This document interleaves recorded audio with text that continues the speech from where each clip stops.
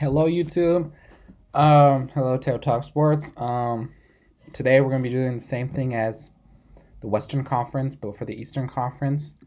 We're basically gonna be giving a grade and in this NBA tier maker on like what in the offseason what these Eastern Conference did. So this has to do with the draft, trades, signings, etc. But yeah, those three things. And I'm basically just grading this on my opinion, summer league a little bit for the rookies, and just yeah, that's basically it. Start off with the Nets. Honestly, I have to give this an F. I know, but Royce O'Neal for a first round pick, horrible trade, F tier trade. He's maybe a seventh, eighth man on the team. They have Kessler Edwards, they have Joe Harris, they have T.J. Warren who they just signed, so they have a lot of wings. So I have no idea why they would give up a first. I'm pretty sure it was the day before they traded, or Kevin Durant traded for requested a trade. So yeah, that's even more idiotic that happened. And then Kevin Durant requesting a trade, and all the questions with the team. It has to be an F. They had Kyrie Irving, James Harden, Kevin Durant, got nothing out of it.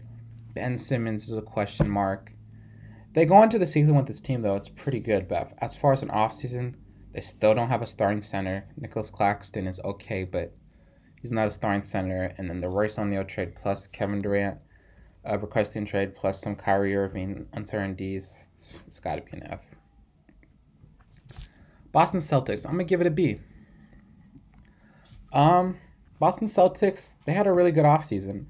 I was thinking about A, but I don't think they deserve an A because they didn't do enough, and they they were gonna trade Jalen Brown for Kevin Durant, and that might have made Jalen Brown a little mad. And I don't think it makes much sense. I would try to keep this Jalen Brown, Jason Tatum for at least 10 more years. They're two wings, which you want a superstar duo to be. Um, so I don't know why they would do that. But as far as the good things, Malcolm Brogdon, that's an A trade. Signing Danilo Gallinari, that's at least like a B plus signing. And they didn't lose anyone, so I don't know how it can be lower than B. Atlanta Hawks. I thought about this, and I'm gonna give it a C. I know that's not the best grade. It's not horrible. Um, Dejounte Murray was a very good trade, and I like that pairing with Trey Young. They look good in the pro am, so maybe they'll be a top five seed. But I just think if you're trading five first round picks, it needs to be like so they can win a championship, and they might be an eight seed with this trade. It is good for the future, but they're gonna have to pay Dejounte and Max. So the trade in itself, though, is I think it's a good trade. It's an A minus. There's some questions about it. They had to give five first, and but Gallinari doesn't mean anything but five first. That's kind of a lot, but I think it's a good trade. But the other stuff they did, I don't really like. Kevin Herter trade, not bad, but the John Collins in like a trade, they're saying he's on the trade block every year. They haven't done it yet, which just doesn't make sense. Probably making John Collins mad. And then Akungu should 100% be a starter. They should try to get a first from Toronto or Charlotte for Clint Capella. So that's kind of bothering me. But I like the DeJounte trade, but the other things are questionable. And I really don't like what Chicago did, but they re-signed Zach Levine, so I can't put it any lower than a C. Uh, that's with Zach Levine, they have a solid, somewhat future, but they just have a kind of mediocre team. They didn't get an upgrade with Vucevic, who's making a lot of money, who they're gonna have to pay even more, or maybe not more, but they're gonna have to extend.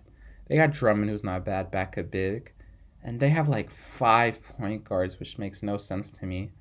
I have no idea why they would sign Goran Dragic. That's just gonna hamper Ayoto Sumu, and even is Goran Dragic even better than Dignitary right now? He didn't play that well last year. He played well in the bubble like 2 years ago, but I don't understand the Goran Dragic signing, which it really irks me. I guess Lonzo Ball might be injured for a while, but they still have enough point guards without Goran Dragic, so that doesn't make much sense to me. Cleveland Cavaliers. We're gonna give this a B. They had a really good draft in drafting Oshay Abaje. They also got Evan Mobley's brother, which Might not mean much, but it's his brother, team chemistry and stuff. And O'Shea Abaji was probably the best college basketball player last year. He's pretty old, but I like that they got a win now player. They didn't really have any other shooters other than Laurie Markkinen. So O'Shea Abaji, that's clearly what he's going to do. He's going to shoot, play some defense. He might take some of Isaac Okoro's minutes, who's been really good defensively, but he hasn't been the best player. They got Ricky Rubio back, solid signing. They got Raul Neto for Rubio rehabbing. And they just kept most of their players. Colin Sexton's still a free agent. And I don't. If I'm the Cavs, I wouldn't mind losing him. I saw they offered him 3 or 40 million. I wouldn't offer him more than that. He's a good player, but he's a kind of inefficient, or he's just a small. He's only 6'2". He's a good scorer, but I think at 6'2", if you're getting paid 20 million a year, you need to be a somewhat good passer, and he's just not shown that yet. And him and Garland might not be the best backcourt. So if they lose him, I don't think it brings them down a grade. If they get him, I don't think it brings them up a grade. It's just he's a decent player, but I don't think he's the end of the world.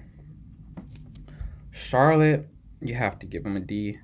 I know Miles Bridges thing is not their fault, but it has to do with their offseason. They just lost a 20-point score because of a dumb decision he made, which isn't their fault, but still a bad offseason move. I'm thinking about putting them in F. I'm not gonna put them in F just because Mark. No, I don't think I can put them in F. But they really had a bad offseason. They drafted Mark Williams. They drafted Kai Jones last year, so they just drafted big each year, and they still have Mason Plumlee. I'm gonna give them an F just because of the Steve Clifford signing too. Because the Steve Clifford signing makes them seem like they want to win with Gordon Hayward and Terry Rozier. I think they should break it up, make this LaMelo's team, give Bouknight some minutes, give Kai Jones, give Mark Williams. But as it's looking right now, they're gonna keep Rozier and Hayward. I heard the Heat might want him, but seems like freaking Charlotte are gonna keep Rozier and Hayward. They're probably gonna start Oubre and PJ Washington, or they're gonna give them minutes, Mason Plumlee minutes, the Martin. They're just not going to give any of the young guys minutes, and that's just I don't. They got LaMelo, which was a good pick, but they kind of rushed into being a good team, and it's a good team, but it's actually not that good of a team. It's like a 10th seed at best. With some Eastern Conference teams getting better, it makes no sense to me. First day of the video, Detroit Pistons. Jaden Ivey falling to them at 5. Because Jaden Ivey wasn't a good fit for the other 4 teams, but he was probably a top 3 player in this class. And he looked very good in the 1.5 games of summer, or not even 1.5 games, the 1 and quarter games in the summer league. He looked very good, very explosive. I really like that it's a 6'8" point guard and Cade Cunningham, and he's matched up with a super fast, probably he's only like 6'4", but he's a shooting guard. So they're not lacking size because Cade can play with anyone. And that's just a very exciting backcourt. And then Jalen Duren is a really good offseason move. They got him for a Milwaukee pick, which is maybe a 25th pick. So they basically got I think he was picked 13th. They got a 13th pick for a 25th pick in a couple years. That was a no-brainer move by them. If I was the Hornets, I would have kept Jalen Duren, but, I'm not the Hornets. So, yeah. I wanted them to go after a big name like DeAndre Ayton or Miles Bridges, but that's the crumble didn't go that way. So, but I think it was honestly, if they done that, they might knock out Jalen Duren, and they have a bunch of money still. They got Marvin Bagley back. They got a little bit too many bigs because they still have Nerlens Noel, or they just got Nerlens Noel and they have Kelly Olynyk. But offseason wise, they had a really good offseason. I'm excited for their team. Indiana, I'm going to give a B. Benedict Mathurin. I said they should have drafted Shane Sharp, and that might make me look stupid because Benedict Mathurin looks really good, and Shane Sharp, there's some questions on him getting hurt, him not playing for a year. So Benedict Mathurin looked very good in summer league, very efficient. He had some, cocky things to say, but that's something you'd rather hear than someone not Seems like he cares about basketball. Him and Tyrese Halliburton should be very nice with Duarte, and they'll probably start Smith and Turner. They tried to get DeAndre Ayton, which was a good move, but they couldn't get him. That's not their fault. And they also didn't overpay for him by giving him max plus Turner plus picks. That would have been an overpay. So they did the smart thing. They drafted someone at Matherin. We signed Jalen Smith. They had a B off season. Miami, I'm gonna give it a D. They had a really bad off season. Mostly by letting PJ Tucker walk, and they didn't get anything else in return. So an average off season's keeping everyone. They didn't keep everyone. They lost PJ Tucker, um, and their players are getting older. I guess Tyler Hero, he might sign a max, but they didn't get Donovan Mitchell either. It's not over, but they're not going to get Donovan Mitchell. They're not going to get Kevin Durant. They don't have enough picks. They don't have enough assets, and they're they have some good young players, but their future isn't as bright as I think a lot of people seem. But it is a good culture. Bam Adebayo is really good. I'm glad they didn't trade him for Kevin Durant, even though Kevin Durant's really good. It's just I wouldn't trade Bam. And then they're gonna have to give Tyler Hero probably near a max or a max. So they're kind of in a bad situation. Kyle Lowry's getting paid a lot. And Duncan Robinson's getting paid a lot. And I've heard reports that they want Gordon Hayward, which makes absolutely no sense to me. But it is what it is. Toronto. I was thinking Toronto and Milwaukee. Um, they're both CB. I don't know what is average to you guys. Should I just make a new one? I'll just put them at the bottom of B, so you guys remember they didn't do much. Uh, Toronto got Christian Coloco. Milwaukee got Marjan Beauchamp. You know, not good, crazy good draft picks, but solid draft picks. They re-signed everyone. Toronto was maybe going to get Kevin Durant, but they didn't. So Toronto didn't get a center. That might be bad, but they didn't do anything bad, anything good. So I say B minus. Boston's probably B plus. Cleveland's probably B plus. Indiana's probably B, and they're two B minuses. So yeah, that's what I would say. So yeah, Knicks. I was thinking about this earlier. I don't know what I would give the Knicks. Because they did get Brunson. They get Donovan Mitchell. They're A. Even yeah, hopefully they don't give too much up. I don't think they'll give up Grimes or Barrett. They're probably gonna have to give up 5 or 6. But just as of right now, I'll give it yeah, B minus, a B minus. In this B tier, so B minus. Jalen Brunson maybe a little overpaid, but they got starting point guards. You can't get mad at that. Isaiah Hartenstein, really good backup big. Mitchell Robinson re-signed. They still have Randall, which is it's not very nice. They still have Fournier, who's not he's a good shooter, but 17 mil, a little much.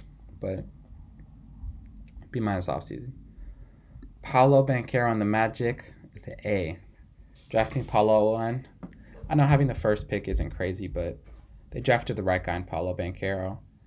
I was hearing Jabari Smith, that's all I heard. And it might have not been the worst pick, but Jabari Smith would have been a really good role player, and the Magic need a star because they already have a bunch of good players. They need a really good player, and that is what Paolo Banchero's ceiling is and what I think it will be.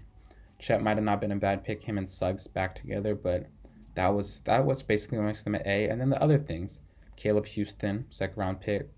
He was talked about in the first round. I think it was the 31st pick, 32nd pick. He looked like he can really shoot, and that's what they need, someone who can really shoot. Gary Harris, they re-signed back, not a bad player, can defend. Mo Bamba, they couldn't do anything in a sign trade, so they just re-signed him, and he probably won't start this year because Carter, but that's a good big to have on your team. Maybe get 20 minutes a game. So I really like what the Magic did. I'm really excited for their future. Shoot.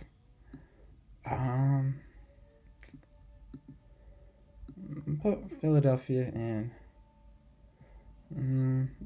I'll give them B plus as well. Philadelphia gets a B plus.